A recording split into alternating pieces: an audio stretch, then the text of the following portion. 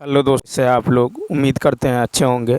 दोस्तों इस वीडियो में language English and Hindi practice set paper देखने वाले हैं।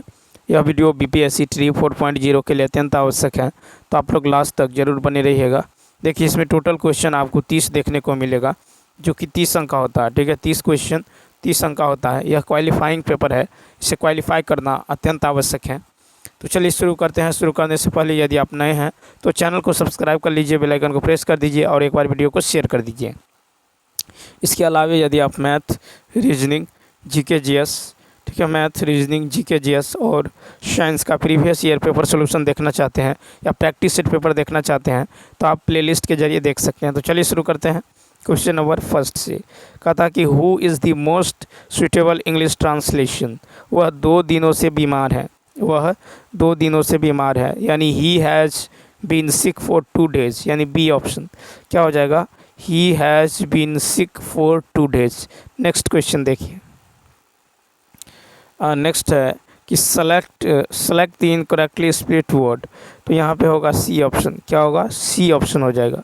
इसका सही स्पेलिंग होगा PIERCING। ठीक है, तो इसका मतलब होता है भेदता हुआ। क्या होता है, भेदता हुआ। ठीक है, भेदता हुआ। तो याद रखना है, सही स्पेलिंग होगा PIERCING, यानी भेदता हुआ।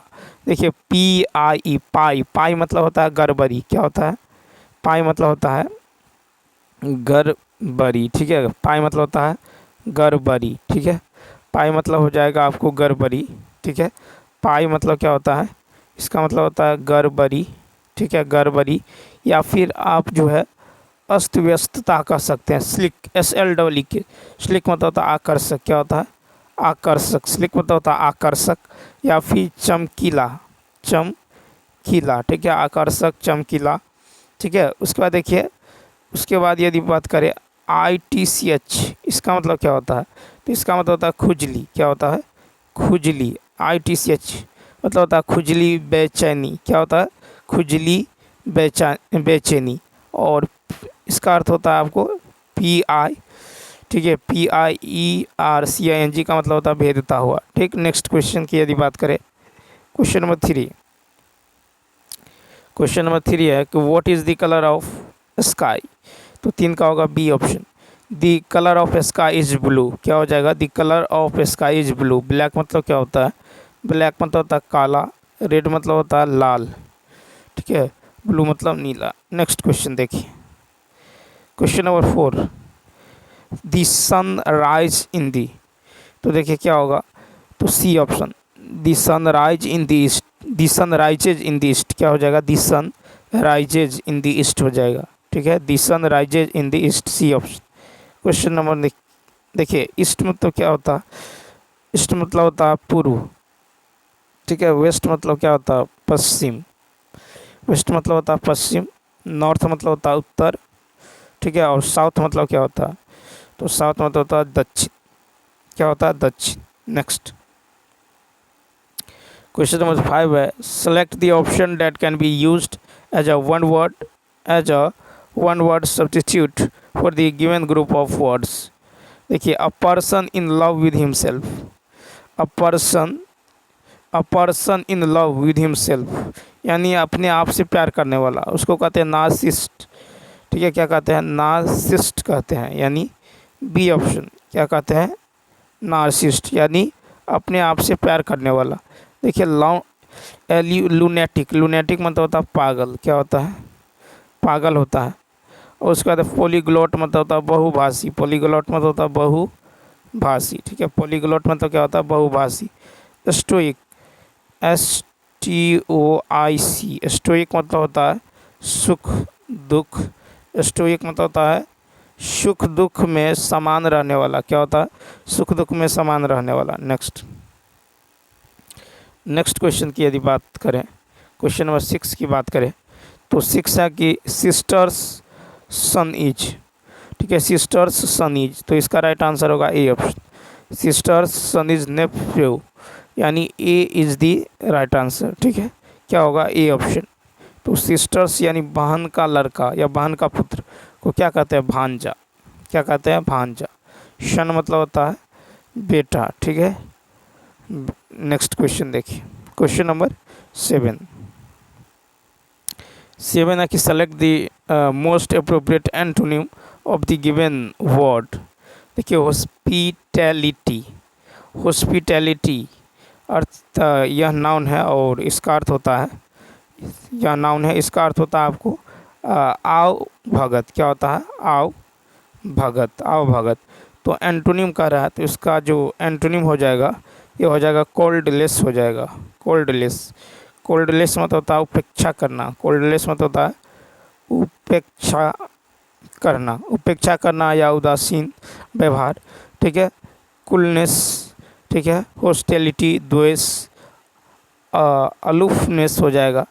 देखिए यहाँ पे जो है, यहाँ पे देखिए, यहाँ पे यदि हम देखें तो यहाँ पे देखिए क्या है, यहाँ पे CO, देखिए यहाँ पे CORDIALITY। इसका मतलब क्या होता है? तो इसका मतलब होता है सौहार्द। क्या होता है? सौहार्द होता है। ठीक, और सौहार्द होता है। उसके बाद देखिए रैथफुल, रैथफुल मतलब होता है प्रकोप। रैथफुल माने प्रकोप होता है, क्रोध होता है। ठीक है, उसके बाद देखिए कंप्लेंट, COMPLAINT। कंप्लेंट मतलब होता है शिकायत। क्या होता है? शिकायत। नेक्स्ट क्वेश्चन, नेक्स्ट क्वेश्चन की बात करें, क्वेश्चन नंबर 8 देखिए। 8 है कि choose the correct meaning of the given idiom. कहता है a skeleton in the cupboard. तो इसका अर्थ क्या होगा? इसका अर्थ होता है आपको गुप्त भेद। क्या होता है? गुप्त भेद। यानी इसका राइट आंसर होगा B option, an embarrassing fact to be kept secret. ठीक, नेक्स्ट क्वेश्चन देखिए। नेक्स्ट क्वेश्चन की यदि बात करें, क्वेश्चन नंबर 9। अब देखिए यहाँ से जो है हिंदी शुरू होता है। क्वेश्चन नंबर 9 कहता है कि 3 में न 13 में। इस लोकोक्ति का अर्थ क्या है? 3 में न 13 में, तो सी ऑप्शन नगण्य। 3 में न 13 में लोकोक्ति का अर्थ नगण्य है। लोकोक्ति को कहावत भी कहते हैं। ठीक है, तो कहावत के द्वारा गागर में सागर भरने जैसी बात होती है। ठीक है, अब देखिए क्वेश्चन नंबर जो है नेक्स्ट 10 नंबर। देखिए कहता है कि साथियों हार्दिक स्वागत। इस वाक्य में कौन सा कारक है? तो 10 नंबर की यदि बात करें तो देखिए साथियों हार्दिक स्वागत है वाक्य में संबोधन कारक है। ए ऑप्शन संबोधन। तो संबोधन कारक जिस शब्द से किसी को पुकारने का बोध हो उसे संबोधन कारक कहते हैं। संबोधन कारक का चिन्ह हे, हो, अजी, ए, ऐ, अरे आदि। हिंदी में 8 कारक होते हैं। हिंदी में 8 कारक होते हैं। क्वेश्चन नंबर नेक्स्ट है कि इनमें से कौन अभ्युदय शब्द की सही संधि विच्छेद, सही संधि विच्छेद कौन सा है? तो 11 का देखिए, 11 का बी होगा, अभी जोर उदय। क्या होगा? अभ्युदय का होगा अभी जोर उदय। ठीक है, 2 वर्णों के मेल से उत्पन्न विकार को संधि कहते हैं। जो शब्द संधि से बने हैं उनके खंडों को अपने पूर्व रूप में रखना अथवा संधि को तोड़ना संधि विच्छेद कहलाता है। संधि के 3 प्रकार होते हैं, स्वर संधि, व्यंजन संधि और विसर्ग संधि। क्वेश्चन नंबर 12 देखिए। 12 है कि इनमें से कौन सी भाषा भारतीय संविधान की 8वीं अनुसूची में शामिल नहीं है? 12 नंबर। तो 12 का ए ऑप्शन मगही। तो देखिए विकल्पों में से मगही भाषा भारतीय संविधान की 8वीं अनुसूची में शामिल नहीं है। भारतीय संविधान के 8वीं अनुसूची भाषाओं से संबंधित है। मूल संविधान में 8वीं अनुसूची में 14 भाषाओं का समावेश किया गया था। ठीक है, वर्तमान में भारतीय संविधान में 22 भाषाओं का समावेश है। भारत का राजभाषा हिंदी है। भारत का राजभाषा क्या है? हिंदी। नेक्स्ट है कि हिंदी में कुल कितने सर्वनाम हैं? तो सी ऑप्शन 11। हिंदी में कुल 11 सर्वनाम है। हिंदी में कुल 11 सर्वनाम मैं, तू, मैं, तू, आप, मैं, तू, आप, यह, वह, जो, सो, कोई, जो, सो, कोई, कुछ, कौन और क्या। ठीक है क्या है, ठीक है। हिंदी में सर्वनाम के 6 भेद होते हैं। हिंदी में सर्वनाम के कितने भेद होते हैं? 6 भेद। एक तो पुरुषवाचक सर्वनाम, दूसरा होता है निश्चयवाचक सर्वनाम, तीसरा होता है अनिश्चयवाचक सर्वनाम, चौथा होता है संबंधवाचक सर्वनाम, पांचवा होता है प्रश्नवाचक सर्वनाम और छठा होता है निजवाचक सर्वनाम। संज्ञा के बदले प्रयोग में जो शब्द आता है उसे सर्वनाम कहते हैं। नेक्स्ट क्वेश्चन नंबर देखिए 14। निम्नलिखित में से कौन सा शब्द तत्सम है? 14 का होगा बी, वर्षा। तो विकल्पों में से वर्षा शब्द तत्सम है। वर्षा का तद्भव रूप क्या होगा? तो तद्भव होगा बरसात। ठीक, उसका देखिए बारात जो है तद्भव है, जिसका तत्सम जो होता है ये होता है वर यात्रा। हाथी तद्भव है, जिसका तत्सम शब्द क्या होता है? हस्ती। आंसू तद्भव है, जिसका तत्सम शब्द होता है अश्रु। क्वेश्चन नंबर देखिए नेक्स्ट। इनमें से नयन शब्द में जो है प्रयुक्त कृत प्रत्यय कौन सा है? तो 15 का होगा ई ऑप्शन। क्या होगा? E option. तो देखिए नयन शब्द में प्रयुक्त कृत प्रत्यय अन है। नयन का संधि विच्छेद है ने जोर अन। क्या है? नयन का है संधि विच्छेद ने जोर अन। कृदंत प्रत्यय का 6 भेद होता है। एक तो भाववाचक कृदंत, कृतवाचक कृदंत, कर्मवाचक कृदंत, ठीक है, करणवाचक कृदंत और कृतवाचक कृदंतीय विशेषण और छठा होता है क्रिया धौतिक कृदंतीय विशेषण। ठीक है, तो भाववाचक कृदंत शब्दों के द्वारा क्रियाओं के भाव का पता चलता है और अन कृदंत का उदाहरण है उठाना, ठीक है, पिसान, मिलान, लगान, मकान, खदान, वर्तमान। 16 नंबर। इनमें से किस वाक्य में आकर्मक क्रिया है? तो डी ऑप्शन। D option. तो देखिए सोना चमकता है तथा श्याम हंसता है, इस वाक्य में अकर्मक क्रिया है। चमकना तथा हंसना एक अकर्मक क्रिया है। जिस क्रिया के व्यापार का फल कर्ता पर पड़ता है उसे अकर्मक क्रिया कहते हैं। जिस क्रिया के व्यापार का फल कर्म पर पड़ता है उसे सकर्मक क्रिया कहते हैं। ठीक है, तो सकर्मक क्रिया को द्विकर्मक क्रिया और संयुक्त क्रिया में बांटा जाता है। तो याद रखना है, जिस क्रिया के व्यापार का फल कर्ता पर पड़े उसे अकर्मक, और यदि कर्म पर पड़े तो क्या होगा? सकर्मक होगा। नेक्स्ट 17 नंबर कहता है कि 17 नंबर देखिए, कहता शिवालय में कौन सा समास है? 17 का ए तत्पुरुष। शिवालय में तत्पुरुष समास है। जिस समास का उत्तर अर्थात अंतिम पद प्रधान हो उसे तत्पुरुष कहते हैं। कर्ता, कारक और संबोधन को छोड़कर शेष सभी कारकों में विभक्तियां लगाकर इसका समास विग्रह होता है। तत्पुरुष समास के मुख्यतः 8 भेद हैं। जिस समास का प्रथम पद संख्यावाचक और अंतिम पद संज्ञा हो उसे द्विगु समास कहते हैं। नेक्स्ट 18 नंबर है, इनमें से कौन सा शब्द पुल्लिंग है? तो 18 का हो जाएगा ए ऑप्शन, धनिया। तो धनिया पुल्लिंग है। लिंग का जो अर्थ है शब्द की जाति से है। संज्ञा के जिस रूप से किसी पुरुष या स्त्री का बोध होता है उसे लिंग कहते हैं। हिंदी व्याकरण में 2 लिंग है, एक तो पुल्लिंग होता है, दूसरा स्त्रीलिंग होता है। ठीक, संज्ञा के जिस रूप से नर का बोध होता है उसे पुल्लिंग कहते हैं और संज्ञा के जिस रूप से मादा जाति का बोध होता है उसे स्त्रीलिंग कहते हैं। नेक्स्ट, सुप्त का विलोम शब्द क्या है? बी ऑप्शन, जागृत। सुप्त का विलोम है जागृत। वी शुद्ध का विलोम शब्द है अविशुद्ध। ठीक है, सुस्त का विलोम होता है चुस्त। सभ्य का विलोम होता है असभ्य। क्वेश्चन नंबर 20 देखिए। क्वेश्चन नंबर 20 है कि इनमें से कौन सा शब्द पराक्रम का पर्यायवाची शब्द नहीं है? पराक्रम का पर्यायवाची शब्द नहीं है, बी ऑप्शन। कौन नहीं है? तो गरिमा। ठीक है, तो यहाँ पे हो जाएगा बी ऑप्शन यानी गरिमा। तो देखिए यहाँ पे जो है गरिमा शब्द पराक्रम का पर्यायवाची शब्द नहीं है। पराक्रम का जो अन्य पर्यायवाची शब्द है यह है बल। ठीक है, वीरता, बल, वीरता, उद्योग, बहादुरी आदि।